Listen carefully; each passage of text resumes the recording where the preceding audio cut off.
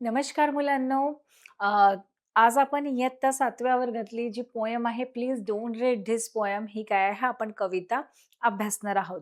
तर बघा मुलांनो, तुम्ही नेहमीप्रमाणे आपलं जसं आपण छान एक्सप्लेनेशन करतो, छान प्रश्न उत्तर सोडवतो आणि गेमद्वारे प्रश्नांची उत्तरं सॉल्व्ह करतो, तर आपल्याला हे करताना काय येते, खूप मजा येते. येते की नाही? आणि आय होप तुम्ही पण हे सगळं एन्जॉय करत असाल. तर बघा मुलांनो, आपलं युनिट 3 चालू झालेलं आहे आणि त्याच्यातलं आपण 3.1 स्लीप बेबी स्लीप ही पोयम अभ्यासलेली आहे. त्यानंतर द वेलकम हा चॅप्टर अभ्यासलेला आहे आणि मग न्यूज एनालिसिस काय केलेलं आहे आपण, म्हणजे हे न्यूजबद्दल जे होतं की कशा न्यूज असतात काय ते अभ्यासलेलं आहे. आता आपण नवीन म्हणजे पोयमला स्टार्ट करणार आहोत आणि पोयमचं नाव काय आहे, 3.4 please don't read this poem. म्हणजे काय सांगितलेलं आहे इथे, की कृपया तुम्ही ही पोयम वाचू नका. तर का बरं वाचू नका? म्हणजे आपल्याला सांगितलंच आहे, की पोएम दिलेली आहे, वाचायला पण दिलेली आहे आणि एकीकडे सांगितलेलं आहे, की please don't read this poem. म्हणजेच काय, ही कविता काय करते आहे, आपल्याला क्युरियस करते आहे, आपल्यामध्ये उत्साह वाढवते आहे, की आपण जर आपल्याला कोणी म्हटलं, की "बाबा तुम्ही हे काम करू नका." तर डेफिनेटली आपण ते काम ते जाणून घेण्याचा प्रयत्न करतो आणि ते मुद्दामून करतो. तुम्ही मोस्टली लहान मुलांना बघाल. तर बघा मुलांनो, ही जी पोएम आहे आपल्याला लर्न म्हणजे एक्सप्लेनेशन वगैरे करायचं आहे. पहिले सर्वप्रथम आपण पोएम वाचूया, मग त्याचं एक्सप्लेनेशन, समरी वगैरे बघूया. त्यानंतर ॲक्टिव्हिटीद्वारे आपण जे शिकलेलो आहोत, ते ऑब्जेक्टिव्ह प्रश्नांची उत्तरे सॉल्व्ह करू. त्यानंतर आपण गेम खेळूया. गेमद्वारे प्रश्नांची उत्तरं देऊया आणि गेम खेळताना अर्थातच तुम्हाला खूप मजा येते आणि तुम्ही खूप एन्जॉय करत असता आणि गेमद्वारे आपण जर प्रश्न सोडवले तर काय असते, आपल्या त्या लक्षात पण असतात आणि या 3 ॲक्टिव्हिटीजच्या बेसवर आपण काय करणार आहोत, एक छोटीशी टेस्ट देणार आहोत. एवढं सगळं झाल्यानंतर डेफिनेटली तुम्ही टेस्ट छान प्रकारे सॉल्व्ह कराल आणि त्यानंतर मुलांना आपण प्रश्नांची उत्तरं. तर सर्वप्रथम जर आपली ही जी स्टेप आहे आणि आपल्या ज्या चॅप्टरचं नाव आहे 3.4 please don't read this poem. हे काय आहे, आपल्या पोएमचं नाव आहे. म्हणजे बघा आपल्या त्या टायटलमध्येच दिलेलं आहे, काय दिलेलं आहे? प्लीज म्हणजे कृपया, डोंट म्हणजे असं करू नका, डोंट रीड धिस पोएम. म्हणजे आपण अर्थातच कशाविषयी शिकणार आहोत? पोएम विषयी शिकणार आहोत, म्हणजे कवितेविषयी. आणि आपल्याला काय सांगितलेलं आहे, आपल्या कवितेचं किंवा पोएमचं नाव काय आहे? सांगा पाहू मोठ्याने, काय आहे? Please don't read this poem. म्हणजे कृपया तुम्ही ही कविता वाचू नका. तर असं का बरं असेल, की कवीने असं जी कविता लिहिलेली असेल, अ, असं का लिहिलेलं असेल? तर बघा, कवी हे कोण आहेत? केन निस्बिट नाव आहे त्यांचं आणि त्यांनी ही कविता लिहिलेली आहे. तर तुम्ही बघाल, की आपण बरेचदा कसं बघतो मुलांना, की "अरे, जा अभ्यास कर, आता खेळू नको, बघ तिकडे कोपऱ्यात सामान ठेवलेलं आहे, तिथे जाऊ नको, तुला लागेल किंवा तू हे करू नको, ते करू नको." तर काय होतं मुलांना, की जेव्हा आपण त्याला नको करू म्हणतो, तर ते काय करतात, तेवढ्याच उत्साहानं ती गोष्ट करण्याचा प्रयत्न करतात. तर इथे कवीनी म्हणजे जी आपली रिव्हर्स सायकॉलॉजी असते, सायकॉलॉजी म्हणजे आपलं जे जे मानसशास्त्र असते किंवा आपली मानसिकता असते, ती ही रिव्हर्स म्हणजे उलट्या दिशेने, हे करतात. तर रिव्हर्स सायकॉलॉजी म्हणजे उलट मानसशास्त्र. म्हणजे आपलं ज्या गोष्टीला आपण नाही म्हणतो, त्याच गोष्टीला मुलं नेमकी काय करतात, करण्याचा प्रयत्न करतात. तर त्यालाच रिव्हर्स. तर ही जी कविता आहे, ती रिव्हर्स सायकॉलॉजीनुसार लिहिण्यात आलेली आहे. म्हणजे कसं, उलटं मानसशास्त्र म्हणजे आपण जे नाही म्हणतो, ते आधी केलं जातं. आता बघा, आपल्या आपल्या आईने एखादी वस्तू आणली असेल आणि कपाटात ठेवली असेल आणि आपल्याला म्हटलं असेल, की "बाळा तिथे हात लावू नको" वगैरे. तर आपल्याला वाटते, "अरे काय आणलं असेल आईने? काय असेल ह्या कपाटात?" किंवा त्या पिशवीमध्ये काय असेल? तर आपण कसं, घरी नसेल कोणी तर आपण ती वस्तू बघतो. परत आपल्या आईने अभ्यास करायला सांगितलं तर आपण उलटं करतो, की "नाही, नाही मला प्लीज 5-10 मिनिटं खेळू दे, मी नंतर करेल" वगैरे. म्हणजे कोणी जर आपल्याला सांगितलं तर आपल्याला उलट करतो. म्हणजे आपण त्या गोष्टी नाही करत आणि जे नाही करायला सांगितलं ते आपण आधी करतो, की इथे जाऊ नको, तिथे नको. आपण डेफिनेटली तिथे जातो आणि त्या गोष्टी आपण करण्याचा प्रयत्न करतो. तर ते जे रिव्हर्स सायकॉलॉजी आहे त्यानुसार ही कविता लिहिलेली आहे आणि ही कविता अशी फन आहे, म्हणजे अशी मजेशीर आहे आणि कवी म्हणजे पहिल्यांदा सांगतो याच्यात, की "अरे तुम्ही असं करू नका." म्हणजे आणि त्यानंतर कवीचा सूर बदलायला लागतो, की तो मग आपल्याला कवी वाचताना आपल्याला त्याच्यात धमक्या द्यायला लागतो, की "अरे तुम्ही वाचलं तर असं होईल, वाचलं तर तसं होईल. आता तुम्ही कविता ही ही ओळ वाचत त्याच्या पुढे जाऊ नका. बघा वाचलात तर हे तुमचं डोकं खराब करेल." तर कवी आपल्याला इनडायरेक्टली काय करतो आहे, की म्हणजे आपल्यात क्युरिओसिटी म्हणजे उत्सुकता निर्माण. अरे, आपल्याला म्हटलं की ही लाईन वाचायची नाही. नाही, नाही, चला आपण वाचून बघूया एक्झॅक्टली इथे काय दिलेलं आहे. आता पुढे कवितेत काय असेल? कवीने का बरं म्हटलं असेल की please don't read this poem, ही कविता वाचू नका. आपल्याला असं का म्हटलं असेल? आणि याच नादात काय करतात तुमच्यासारखे विद्यार्थी ही कविता पूर्ण वाचून काढतात. म्हणजे कवीचं जे इंटेन्शन हे आहे की मुलांमध्ये आपण सकारात्मक भाव कसं करायला पाहिजे, त्यांना दुसऱ्या वेळी अभ्यास करायला किंवा कुठल्या गोष्टी करायला प्रवृत्त कशाला करायला पाहिजे, हे इथे आपण शिकणार आहोत. चला तर मग आपण काय करूया, आपल्या कवितेला सुरुवात करूया आणि सांगा मुलांनो मोठ्याने, कवितेचं नाव काय आहे? Please don't read this poem, म्हणजे कृपया ही कविता तुम्ही वाचू नका. तर बघा, सर्वप्रथम आपण पोएमला सुरुवात करूया, की पोएममध्ये काय दिलेलं आहे? पहिले इंट्रोडक्शन दिलेलं आहे. इंट्रोडक्शन म्हणजेच काय मुलांनो, इथे प्रस्तावना दिलेली आहे, की पोएम एक्झॅक्टली कशाबद्दल आहे. पण त्याआधी पण मी डिस्कस करताना तुम्हाला थोडीशी हिंट दिलेली आहे, की पोएममध्ये एक्झॅक्टली काय सांगायचं आहे. तर बघा काय सांगायचं आहे, "this poem is written by Ken Nesbitt." तर बघा ही कोणत्या कवीने लिहिलेली आहे? ज्या पोएटचं नाव आहे, म्हणजे कवीचं काय नाव आहे? Ken Nesbitt. आता केनची spelling KENNNESBITT, Ken Nesbitt. "This poem is written by Ken Nesbitt who writes humorous poems for children." आता ही कविता केन नेस्बिटलीने लिहिलेली आहे. Who writes humorous poems for children. आणि ही अशी ह्युमरस, ह्युमरस म्हणजे काय? अशी मजेशीर. ह्युमरस म्हणजे काय मुलांनो? अशी मजेशीर पोयम ही कोणासाठी लिहिलेलं आहे? फॉर चिल्ड्रन, म्हणजे तुमच्यासारख्या लहान मुलांसाठी कवीने पोयम लिहिलेली आहे ही. हीज पोयम एक्सप्रेस, म्हणजे त्यांची ही जी पोयम आहे, काय नाव आहे? Please don't read this poem. ही जी पोयम आहे एक्सप्रेस काय करते? His poem express children's feelings, म्हणजे ज्या मुलांच्या भावना ह्या कशा असतात अँड एक्सपिरियन्स, आणि त्यांचे अनुभव, भा अनुभव कसे असतात इथे ते एक्सप्रेस केलेली आहे. तर काय दिलेलं आहे? His poem express children's feelings and experience, म्हणजे त्यांची ही जी पोएम आहे ती काय करते? मुलांच्या ज्या एक्सप्रेस चिल्ड्रन्स फीलिंग, फीलिंग म्हणजे भावना, ज्या मुलांच्या ज्या भावना आहेत त्या काय करते? एक्सप्रेस करते, म्हणजे आपल्याला दाखवलेलं आहे. अँड एक्सपिरियन्स, म्हणजे या पोएममधून त्यांना मुलांचे जे अनुभव आलेले आहेत आणि त्यांच्या कशा भावना असतात त्या इथे एक्सप्रेस केलेल्या आहेत पोएममध्ये. बघा, नॉर्मली काय होतं, all all poets want people to read their literature. आता आपण सगळे जे पोएट्स असतात किंवा ऑथर असतात, लेखक वगैरे असतात किंवा कवी असतात, त्यांनी काय वाटतं, की त्यांनी जी पुस्तक लिहिली आहे, लेख लिहिलेला आहे किंवा कुठलंही जे साहित्य लिटरेचर लिहिलेलं असेल, लिटरेचर म्हणजे काय मुलांनो? साहित्य.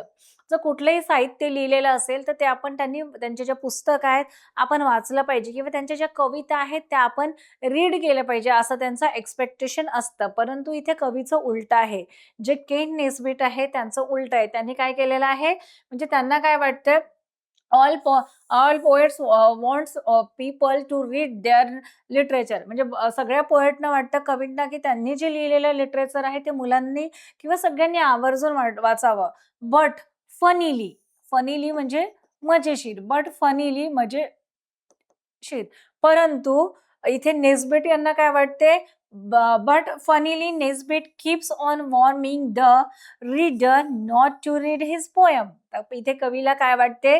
नेस्बिट कीप्स ऑन वॉर्मिंग, म्हणजे ते पहिल्याच आपल्याला वॉर्मअप करतात, म्हणजे आपल्याला हिंट देतात ते, the reader not to read this poem. तर बघा, पहिलेच आपल्याला कवीने काय सांगितलेलं आहे? वॉर्म केलेलं आहे, म्हणजे आपल्याला सजग केलेलं आहे, जागरूक केलेलं आहे, की डोंट रीड दिस पोएम, तुम्ही ही पोएम वाचू नका, हे आपल्याला सांगितलंय. पण बघा, इथे जर लिहिलेलं आहे, की तुम्ही डोंट रीड धिस पोएम, हे म्हटल्यावर काय वाटते? मग मला तर हे ऐकल्यावर असं वाटलं, की मला पण असं वाटलं, की अरे आपण ही पोएम वाचूया. कवीने का बरं म्हटलं असेल, की ही पोएम वाचायची नाही? आणि असं काय खास गुपित असेल आणि काय असं वेगवेगळं असेल बरं, की आपल्याला वाचायला मना केली आहे, म्हणजे पोएम नाही वाचायला सांगितलेलं आहे. तर मग काय होतं, आपल्यात क्युरिओसिटी, उत्सुकता निर्माण होते आणि आपण ते काय करतो, म्हणजे एक लाईन वाचतो, त्यानंतर आपल्याला दुसरी ओळ वाचायची इच्छा होते, दुसऱ्या ओळीनंतर तिसऱ्या ओळीनंतर ओळ वाचायची इच्छा होते आणि अशा प्रकारे काय करतो आपण, सगळी जी पोएम आहे ती काय करतो, संपूर्ण म्हणजे आपण रीड करतो, वाचतो. म्हणजेच काय, इथे रिव्हर्स सायकॉलॉजी आहे, म्हणजे उलटं जे मानसशास्त्र आहे, की आपल्याला कोणी नाही म्हटलं, तर त्या गोष्टी आपण सर्वप्रथम त्याच गोष्टी आपण करतो. म्हणूनच कवीने इथे आपल्याला इशारा केलाय, वॉर्म अप केलेला आहे, की मुलांनो, डोंट रीड धिस पोएम. मी लिहिलेली आहे, परंतु तुम्ही वाचू नका.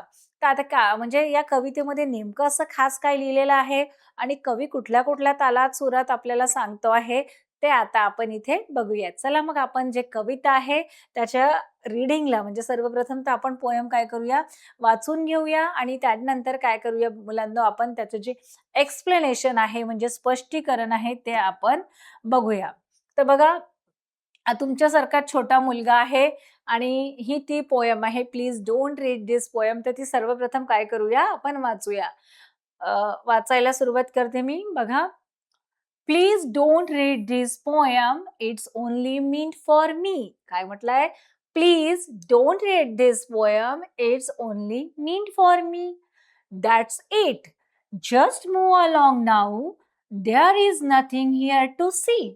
काय म्हटलंय बघा? That's it. Just move along now. There is nothing here to see. Besides, I am sure you would rather just go outside and play. Besides, I am sure you would rather just go outside and play. So put the poem down now and slowly back away. So put the poem down now and slowly back away. Hey, why are you still reading?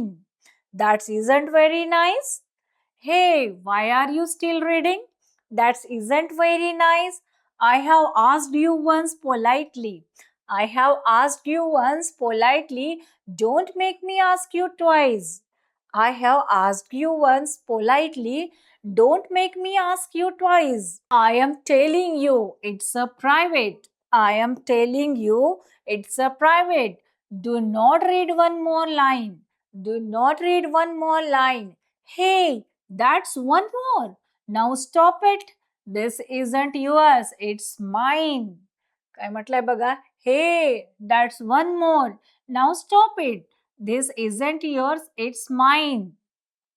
You are not allowed to read this. You really have to stop. You are not allowed to read this. You really have to stop. If you don't quit this instant, if you don't quit this instant, I swear I will call a cop. I swear I call a cop. He will drag you off and handcuffs. He will drag you off in handcuffs. He will lock you up in jail. He will lock you up in jail and leave you there forever until you are old and frail. And leave you there forever until you are old and frail. बघा पुढे पण दिलेलं आहे, म्हणजे पोएमच्या पुढच्या ज्या lines आहेत त्या बघा, बघू काय दिलेलं आहे. Your friends will all forget you. Your friends will all forget you. You want be even missed. You won't be even missed. Your family too will likely forget that you exist. Your family too will likely forget that you exist. And all because you read this instead of having fun. And all because you read this instead of having fun. It's too late now, amigo. That's poem nearly done. It's too late now, amigo. That's poem's nearly done. There is only one solution. There is only one solution. Here's what you will have to do. Here's what will have to do. Tell all your friends and family. Tell all your friends and family. They should not read it too. They shouldn't read it too. तर बघा मुलांनो, आपण ही जी poem आहे अशा प्रकारे काय केलेली आहे, वाचून घेतलेली आहे, आपण रीड केलेली आहे. आता ही जी सुंदर अशी जी पोयम आहे त्याचं काय बघणार आहोत आपण, आता एक्सप्लेनेशन बघणार आहोत, म्हणजेच स्पष्टीकरण बघणार आहोत. तर काय नाव आहे आपल्या पोयमचं? Please don't read this poem, म्हणजे कृपया तुम्ही ही पोयम आहे ती वाचू नका. ही कोणी लिहिलेली आहे? Ken Nesbitt. तर बघा, केन नेस्बिट हा जो पहिला स्टांजा आहे कवितेचा, म्हणजे पहिला कडवा आहे, त्याच्यात काय लिहितात? Please don't read this poem म्हणजे काय म्हणतात, कृपया तुम्ही ही जी पोएम आहे, ही कविता आहे, तुम्ही वाचू नका. It's only meant for me म्हणजे ही कविता फक्त कोणासाठी आहे? मींट फॉर मी म्हणजे ही कविता फक्त माझ्यासाठी आहे. ही कविता माझ्यासाठी आहे म्हणून please don't read this poem म्हणजे तुम्ही ही कविता वाचू नका. ही तुमच्यासाठी नाही आहे. असं कवी म्हणतो, की ही कविता फक्त माझ्यासाठी लिहिलेली आहे. That's it. हो, खरंच. Just move along now. There is nothing here to see. Just move along now. आता ते काय म्हणतात, की आता तुम्ही पुढे जा. आता तुम्ही पुढे जेव्हा वाचत जाल, तेव्हा जस्ट मूव्ह अलोंग नाऊ म्हणजे आता तुम्ही पुढे जा, पुढे बघा. There is nothing here to see. तुम्हाला इथे काहीही मिळणार नाही. तुम्ही ही जी पोएम रीड करत आहात, तर काय आहे? ही जी कविता आहे, सर्वप्रथम त्यांनी सांगितलेलं आहे, की please don't read this poem. कृपया तुम्ही ही कविता वाचू नका. It's only meant for me. ही कविता फक्त मी माझ्यासाठीच लिहिलेली आहे, तुमच्यासाठी नाही आहे. That's it. खरंच. Just move along now. आता तुम्ही जस्ट मूव्ह अलोंग नाऊ म्हणजे आता इथून तुम्ही दूर जा. There is nothing here to see. इथे तुम्हाला काहीही मिळणार नाही. कवितेमध्ये काहीही खास असं मिळणार नाही म्हणून तुम्ही दूर जा. आता बघा जो कवितेचा दुसरा स्टांजा आहे म्हणजे दुसरा जो कडवा आहे त्याचा काय म्हणजे काय आहे बघूया. Besides I am sure you would rather just go outside and play. Besides म्हणजे बाजूला म्हणतात ते. आय एम शुअर की मला असं खात्री आहे. शुअर म्हणजे खात्री असणे. SURE शुअर म्हणजे काय? खात्री असणे. I am sure you would rather just go outside and play. कवी म्हणतोय की आय एम शुअर मला असं खात्री आहे आणि असं वाटते की यू वुड रॅदर म्हणजे तुम्ही इथे बसण्यापेक्षा just go outside and play म्हणजे तुम्ही बाहेर जा आणि तुम्ही काय करा? खेळा. ही पोएम इथे वाचत बसू नका तुम्ही. Just go outside and play. तुम्ही बाहेर जा आणि खेळायला लागा. So put the poem down now. आता ही जी कविता तुम्ही हातात घेतलेली आहे ती काय करा? So put the poem down. Down म्हणजे खाली ठेवणे. डाउन म्हणजे काय? खाली ठेवणे, ठेवणे आणि नाऊ म्हणजे आता. काय म्हटलंय? So put the poem down now. आता तुमच्या हातात जी पोएम वाचायला घेतलेली आहे ती तुम्ही खाली ठेवा. अँड स्लोली बॅक अवे आणि हळू काय जा तुम्ही मागे सरका. म्हणजे कविता अशी ठेवा, तुम्ही खाली ठेवा आणि हळू स्लोली बॅक अवे म्हणजे तुम्ही मागे जा. तर दुसऱ्या कडव्यात काय सांगितलेलं आहे पोएटनी? दुसऱ्या स्टँजामध्ये सांगितलेलं आहे, besides I am sure you would rather go outside and play. Besides म्हणजे दुसरीकडे I am sure you would rather म्हणजे मला खात्री आहे की तुम्ही यू वुड रादर म्हणजे तुम्ही इथे बसण्यापेक्षा just go outside and play. तुम्ही बाहेर जा आणि खेळायला लागा. So put the poem down now. आता तुमच्या हातात जी कविता वाचायला घेतली आहे ती कविता तुम्ही खाली ठेवा अँड स्लोली बॅक अवे आणि हळूहळू काय जा तुम्ही मागे जा. असं त्यांनी सेकंड स्टॅन्झामध्ये सांगितले आहे. आता बघा हा थर्ड स्टॅन्झा आहे म्हणजे तिसरा कडवा आहे. हे why are you still reading? अरे हे, हे मुलांनो, व्हाय आर यू स्टिल रीडिंग? तुम्ही अजूनही ही पोएम का वाचत आहात? मी तुम्हाला सांगितलं ना, की कविता जी आहे, जी पोएम आहे ती डाउन म्हणजे खाली ठेवा आणि मागे सरका तुम्ही. हे why are you still reading? अरे एवढं सांगितलं तरी तुम्ही आता ही जी पोएम आहे ती वाचत आहात. That's isn't very nice. Isn't म्हणजे is not. That's is not very nice. हे चांगलं नाही आहे. कवी म्हणतो, की बाबा तुम्हाला सांगितलं तुम्ही बाहेर खेळायला जा, तरी तुम्ही ही पोएम हातात घेऊन वाचत आहात अजूनपर्यंत. दॅट्स इजंट व्हेरी नाईस म्हणजे हे नाईस म्हणजे चांगले. इज नॉट म्हणजे चांगलं नसणे. हे तुमच्यासाठी चांगलं नाही आहे. I have asked you once politely. मी तुम्हाला पुन्हा एकदा पोलाइटली म्हणजे काय? नम्रपणे. पोलाइटली म्हणजे नम्रपणे. कवी काय म्हणतो? POLITELY म्हणतो कवी बघा. I have asked you once politely. मी तुम्हाला पुन्हा एकदा सांगतो. नम्रपणे सांगतो आहे मी. Don't make me ask you twice. आता मला तुम्ही पुन्हा विचारायचं नाही. Don't make me ask you twice. Twice म्हणजे 2 वेळा. दुसऱ्यांदा. टॉयज म्हणजे काय? दुसऱ्यांदा. कवी म्हणतोय, "hey why are you still reading? That is not very nice." मी एवढं सांगितलं तरी तुम्ही पोएम का बरं वाचत आहात?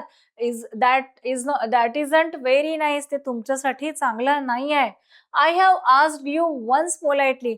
मी तुम्हाला परत एकदा नम्रपणे विचारतो आहे. Don't make me ask you twice. मला दुसऱ्यांदा तुम्ही don't make me ask you twice म्हणजे तुम्ही मला दुसऱ्यांदा असं विचारायला लावू नका असं. तर बघा कवीने एका बाजूला काय सांगितलेलं आहे, की तुम्ही ही पोएम वाचू नका. जस्ट मूव्ह अलोंग नाऊ याच्यापासून थोडंसं लांब राहा. There is nothing. इथे तुम्हाला पोएममध्ये काहीही पाहायला भेटणार नाही. मग दुसऱ्या कडव्यात ते सांगतात, beside I am sure you would rather just go outside and play. आणि मला खात्री आहे, की तुम्हाला नक्कीच इथे पोएम वाचण्यापेक्षा तुम्हाला बाहेर जाऊन खेळायला फार आवडेल. So put the poem down now and slowly back away. तर तुम्ही काय करा, ही कविता तुम्ही पोएम हातात घेतलेली आहे, ती खाली ठेवा आणि तुम्ही खेळायला जा. तिसऱ्या कडव्यात बघा, "hey why are you still reading?" तुम्ही अजून वाचताय ही poem. That isn't very nice. हे तुमच्यासाठी चांगलं नाहीये, की तुम्ही अजून पोएम म्हणजे कवी काय करतो, आपल्यात क्युरिओसिटी निर्माण करतो. एकीकडे तो आपल्याला सांगतो आहे, की तुम्ही खेळायला जा, वाचू नका. इथे काही नाही आहे. या पोएममध्ये तुम्हाला वाचून काही आनंद मिळणार नाही, काही काही सापडणार नाही असं. आणि मग तो काय म्हणतो, की "अरे, मी एवढं सांगितलं तरी तुम्ही वाचत आहात."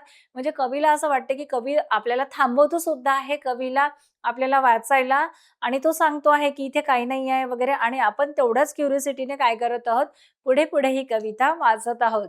That's is not very nice. म्हणजे तो म्हणतो, की कविता वाचता पण हे तुमच्यासाठी चांगलं नाही. म्हणजे उलटं सांगितलेलं आहे आपल्याला. I have asked you once politely. मी तुम्हाला नम्रपणे सांगतो आहे. Don't make me ask you twice. म्हणजे मला दुसऱ्यांदा तुम्ही असं बोलायला लावू नका. आता मुलांनो आपण हे 3 जे स्टंजा आहे त्यांचं एक्सप्लेनेशन बघितलेलं आहे.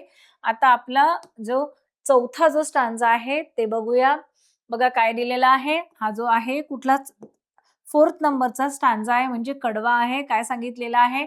I am telling you it's a private. मी तुम्हाला पुन्हा सांगतो आहे, ही जी कविता आहे ही प्रायव्हेट आहे म्हणजे माझी अशी खाजगी कविता आहे. प्रायव्हेट म्हणजे काय मुलांनो? खाजगी.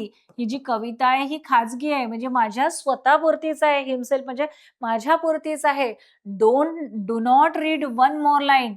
हे मुलांनो तुम्ही आता याच्या पुढची एकही लाईन तुम्ही अजिबात वाचू नका. कारण काय म्हणतो, I am telling you it's private. म्हणजे मी तुम्हाला सांगतोय, की ही जी कविता काय आहे, ही प्रायव्हेट आहे. ही माझी खाजगी म्हणजे स्वतःपुरतीच माझ्या स्वतः एकट्यासाठी ही कविता आहे. Do not read one more line. आता याच्या पुढची एक लाईन सुद्धा तुम्ही वाचू नका. हे that's one more. Now stop it. हे दॅट्स वन मोर म्हणजे मी तुम्हाला पुन्हा एकदा सांगतो आहे. नाऊ स्टॉप इट म्हणजे आता तुम्ही थांबवा. स्टॉप म्हणजे थांबवणे. आता कविता वाचणं तुम्ही थांबवा. "धिस इजंट युअर्स इट्स माईन." तो काय म्हणतो कवी, "धिस इज नॉट युअर्स." म्हणजे ही कविता तुमची नाही आहे. "धिस इजंट युअर्स" म्हणजे इज नॉट म्हणजे ही कविता तुमच्यासाठी नाही आहे. "इट्स अ माईन." म्हणजे ही कविता कोणासाठी आहे? माईन म्हणजे काय?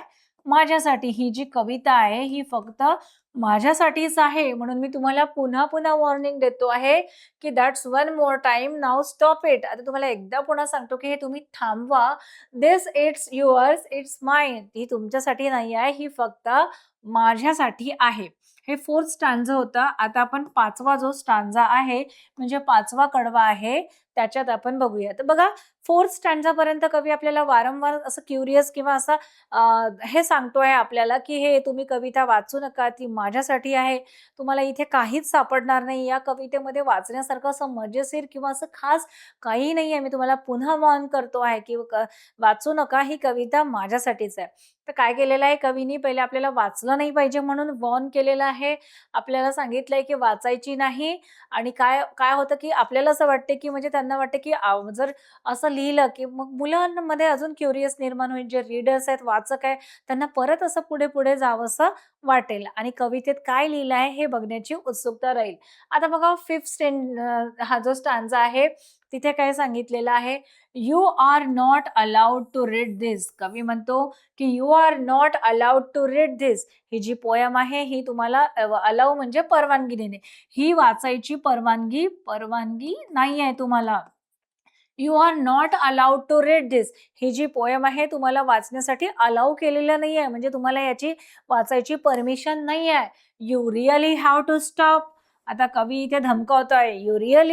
You really have to stop. जसं लहान मुलांना म्हणतो ना आपण, तुम्ही हे असं करू नका, नाहीतर मी असं करेल वगैरे, बरं तुला मार देईल, तुला उन्हात ठेवेल. असं जे आपण म्हणजे रागवून त्यांना धमकावण्यासाठी हे करतो. तर कवी आपल्याला इथे थ्रेटन करतोय, धमकवण्याचा प्रयत्न करतोय. काय म्हणतो, you are not allowed to read this. तुम्हाला ही पोयम वाचण्याची परवानगी नाही आहे. You really have to stop. Stop. आता तुम्ही खरंच पोयम वाचवणं थांबवाच बरं आता. If you don't quit this instant, I swear I will call a cop. If you don't quit. Quit म्हणजे करणे, म्हणजे काय, सोडून जाणे. क्विट म्हणजे QUIT. क्विट म्हणजे काय मुलांनो, सोडून जाणे, सोडून देणे. इन्स्टंट म्हणजे काय, आत्ताच. आणि कॉप म्हणजे काय आहे, पोलीस. इथे कॉपचा अर्थ काय होतो, पोलीस. जे पोलीस असतात त्यांना. If you don't quit this instant, आता तुम्ही ही पोयम वाचायला सोडली नाही, क्विट केलं नाही म्हणजे सोडलं नाही. I square. स्वेअर म्हणजे काय, शपथ, शपथ. आपण म्हणतो ना शपथ घेतो. I swear. स्वेअरची स्पेलिंग काय, SWEAR. आय स्वेअर म्हणजे मी शपथ घेतोय, जर तुम्ही इन्स्टंट आत्ताच्या आत्ता ही वाचणं सोडलं नाही तर. I will call a cop. तुम्ही हे वाचणं सोडलं नाही तर मी कोणाला बोलवेल, मी पोलिसांना फोन करेल, मी पोलिसांना इथे बोलवेल. तर बघा, हा जो 5th नंबरचा स्टॅन्झा आहे, तर बघा इथे कवीचा जो सूर आहे, म्हणजे त्यांचा जो टर्न घेतलेला आहे त्यांनी या कवितेतून. पहिले तर आपल्याला त्यांनी प्रेमाने सांगितलंय की वाचू नका, इथे काही नाहीये, तुम्हाला काहीही सापडणार नाही. पण ते परत प्रोव्होक करतात, परत आपण वाचलं पाहिजे म्हणून ते काय करतात, इथे थ्रीटिन म्हणजे आपल्याला दटकावून सांगतात, रागावून सांगतात.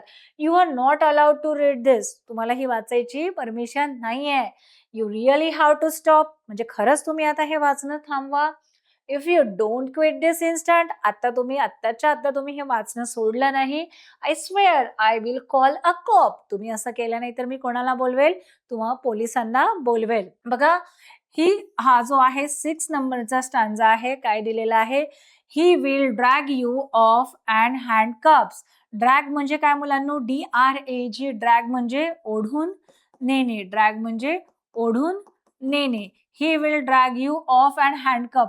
हँडकप म्हणजे जे हातकडी असतात पोलिसांच्या, जे चोरांना अशा बेड्या ठोकतात, तर त्यांना आपण हतकडी म्हणू किंवा बेड्या शोधा म्हणू. हतकडी जे पोलीस लोक चोरांना हाताना लावतात, किंवा बेड्या पण म्हणू.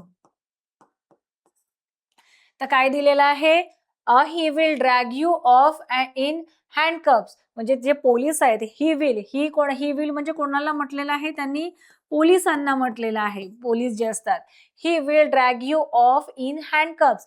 ते पोलीस येतील आणि तुम्हाला तुमच्या हातामध्ये हँडकप्स टाकतील, म्हणजे हतकड्या, बेड्या ठोकतील तुम्हाला. अँड ड्रॅग ऑफ म्हणजे तुम्हाला असं ओढून सुद्धा नेतील. He will lock you up in jail. Jail म्हणजे काय मुलांनो, जे तुरुंग असते. जर तुम्हाला ते हातकड्या ठोकतील आणि असं ओढून नेतील आणि कुठे टाकतील, ही will lock you up in gel. म्हणजे ते तुम्हाला जेल म्हणजे म्हणजे तुरुंगात काय करतील, बंद करतील. म्हणजे त्यांनी उत्सुकता वाढवलेली, की बघा तुम्ही ही जी पोएम अजूनपर्यंत थांबवली नाही वाचायला, तर मी पोलिसांना फोन करेल.